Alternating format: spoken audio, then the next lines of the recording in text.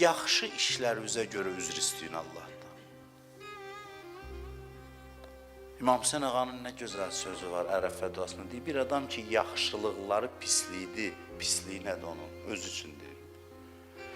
Mən gərək namazımdan tövbə eləyəm, namazıma görə üzr istəyəm, orucuma görə üzr istəyəm. Deyərsən ki, mən bunu qıldığım budur, bax bu. Bunu mütəmadi deyin ki, arxalanmayasınız əməlinizə. Deyin ki, mənim qıla bildiyim bu namaz budur. Mənim orucum budur, mənim məscidə gəlməyim budur, cümə namazım budur.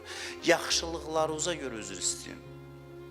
Pisliklərə təkcə yox, tövbə günaha görə deyil, yaxşı əməllərinizə görə üzr istəyin. Nalayiq əməllərimdən yox, onlar öz yerində, namazımdan tövbə edirəm. O mənada ki, bəziləri eşidər, deyər, namaz qılmayın, tövbə elədim. O mənada yox, namazımın keyfiyyətinə görə